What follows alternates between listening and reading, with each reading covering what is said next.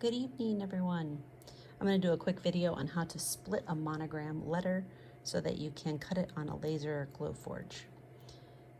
Okay, I am in Silhouette Business right now, and first thing I'm going to do, I always like to set my page dimensions up to that of a Glowforge, and it's already there, but you can do that by going to Panels, Page Setup, and adjusting your dimensions here.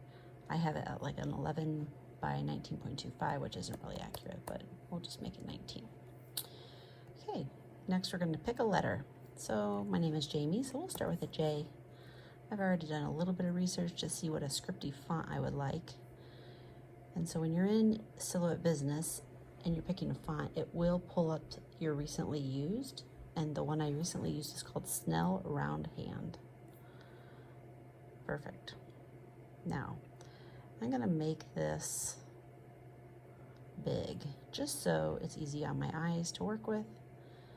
We can always pull it back down to the right size later.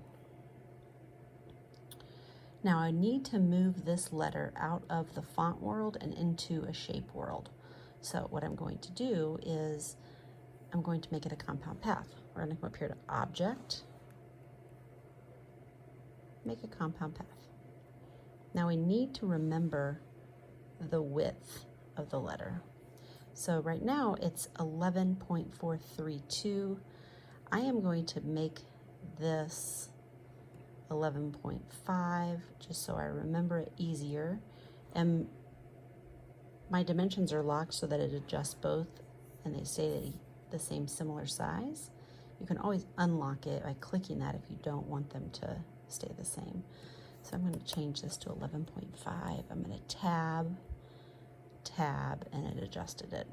So now if I click on this, it did not. Oh.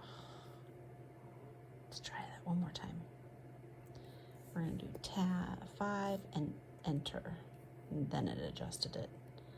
So when I click on my letter, now I've got 11.5. And we need to know that number so that when we create the boxes, we make everything the same size, because we want our split to go all the way across. So now I'm going to come over here to boxes. I'm going to draw one, and I'm going to make it that width across, but I can always set that up here in my dimensions. So I'm going to make it 11.5 and get rid of all that garbage. There we go, 11.5. I'm going to tab, and I'm going to make it 2 inches high. There we go. But do you see what happened? I went 2 inches high as my last move, so it adjusted this to 18 because this was locked. So I'm going to unlock that and come back in here and do 11.5 again and hit enter. Perfect. Now, we're going to take this and we're going to copy it one more time, and we're just going to store it off to the side. We're going to bring this down over the J, and we're going to figure out where we want the letter to split. So where do we want it to split? On this one, this tail, do we want that tail to show if it's gone here? I would say I probably wouldn't, so I'm going to set it right about there. But if you want, we're going to put a bar in there eventually. If you wanted that little tail to pop up, you would just pull this down and set this exactly where you want it to go. Now we're going to start our cursor in one of the corners, drag and grab both of those items, the J and just this box, and we're going to come here to my favorite tool, which is center. That's center to the page. Now it has them both exactly center. It's a little higher than I prefer, so I'm going to click on the box, and I'm just going to use my arrow down to get it to where I want it. Okay, so now I have it exactly where I'm going to put the split with my name. I'm going to go back and select both of these, and then I'm going to subtract that box. So I go Object, Modify, Subtract. Boom. Now we have these two pieces. I'm going to go ahead and grab both of those at the same time, and I'm going to group them. Object, Group. Now they'll stay in that spot. Now this extra box that you have saved off to the side is what typically was right there, but what we want to do is we want to take this box And we want to make it, right now it's it's 2 inches tall. We want to make it, let's say 0.182. You can really pick this number, but that is a kind of a standard, 0.182. And we're unlocked, so it won't affect the width. Good. Now we're going to make that one more time. We're just going to highlight it. And I'm working on a Mac, so I'm going to Command C for copy and then Command V for paste. You could also come up here to edit, copy, and edit paste. And here on the Mac are the commands. Okay, great. So now I'm going to bring this down, and this bar is going to go right there to touching and right there to touching. Now, Silhouette Business has this nice handy new update, which took me forever to want to download because I didn't want to mess up my program, but where you can kind of see them get in line with each other. Let's see if I can show you. It showed us a little blue line there for a second. We don't have to rely on that. What we're going to do is we're going to grab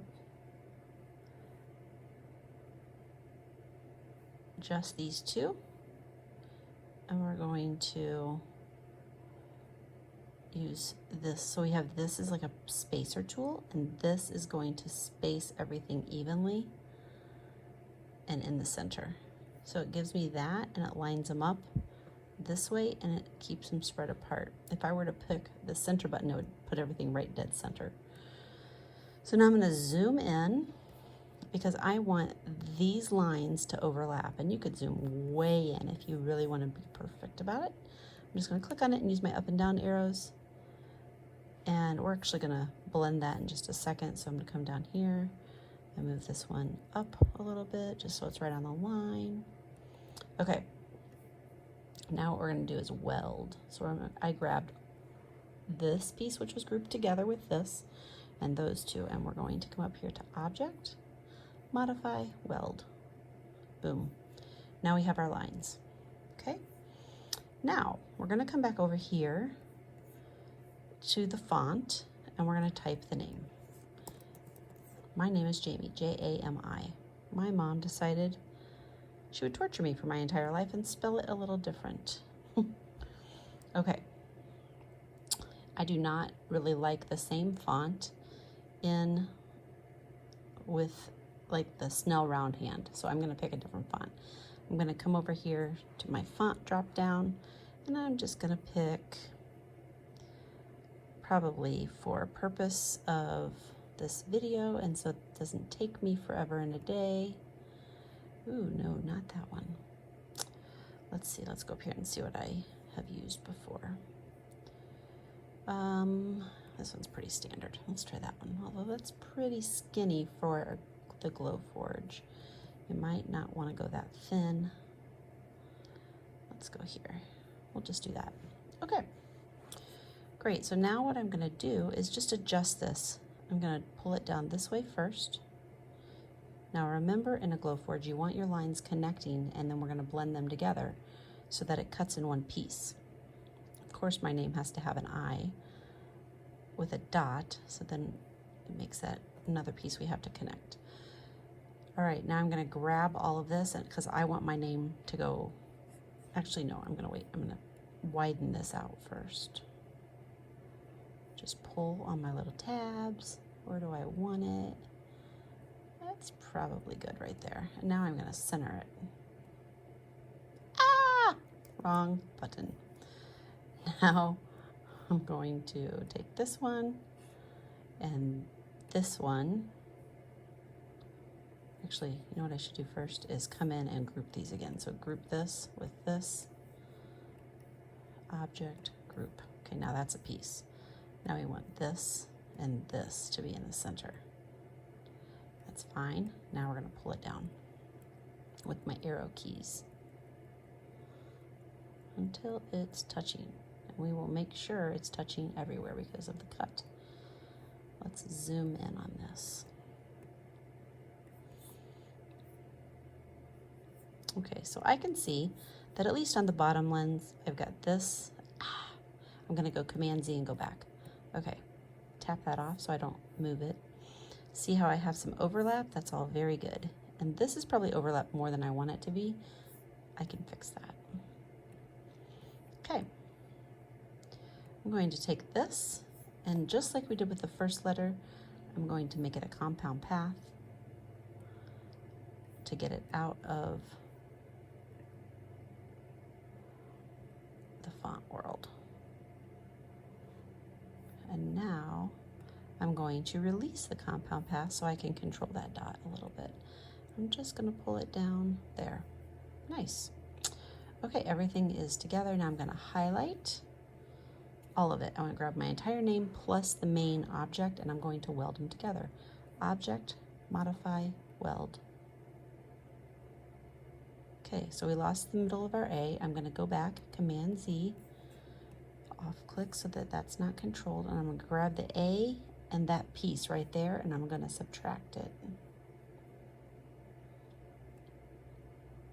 Now it's one piece, and you can always check that by coming over here to your color fill and see how it leaves it open.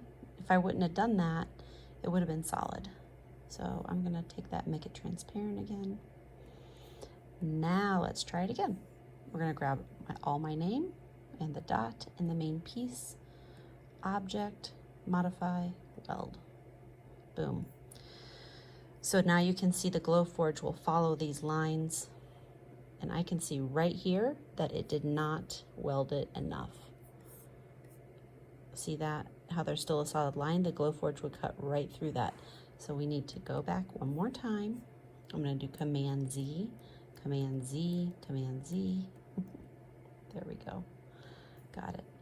And all I'm going to do, I like where everything else is placed, so I'm just going to click the J and bring it up a little bit. Highlight one more time. Object, modify, weld. Boom. Now everything's connected, and now if you cut this in wood, it would make one piece because it's all connected. I hope that helps. If you're wanting to make an ornament, you would just put a circle around this. Let's see, I could probably do that really quick for you. Here's a circle. We're just going to draw big, not that big. It's pretty late here. I'm getting a little delirious. So here, I'm going to make it wider. I live in the country, and this is going to take forever to upload. My country internet is crazy. Okay, so now in a Glowforge, I would not want to have that off center. So I'm going to come here, and I'm going to use my handy dandy centering tool. Boom, got that. So if you were to cut, I'll make it smaller so you can see it all on the page here. If you were to cut this on a Glowforge, you would get a negative because it's not touching. So basically you would get this one piece that would cut out, and then you would get this. So if I were to set this up for a cut file, I would take this and just move it out of my way a little bit, and I would highlight the circle, copy it, and paste it. So now I have the back of the ornament and what's going to create the piece to go on top of it. If you want this to go wider, if you want it to stretch all the way across the ornament, you can play with that a little bit too.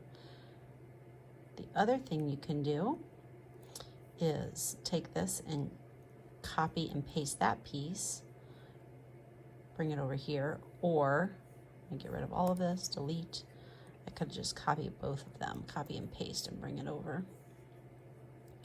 And then what I would do to make it easy for you is hit the emblem in the center and change it. I usually change it to purple.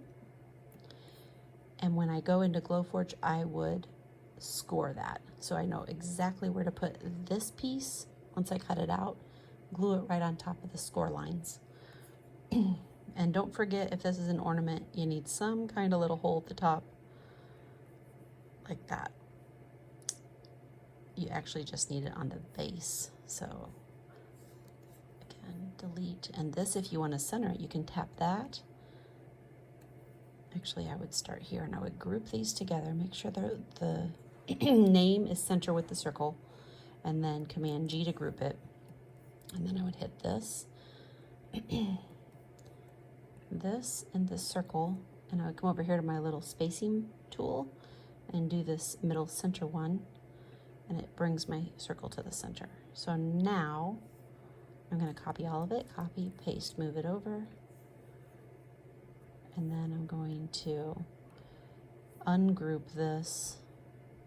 There's many ways you can get to this end result, but ungroup that, change this to purple. So in the Glowforge, I have control over it, not cutting also, group it all. So now this is my base, and this will cut out my piece on the front. I don't really need this circle here. That was just an extra step. And now you have an ornament. I hope that helps. Leave me some questions if you have any, and have a good night.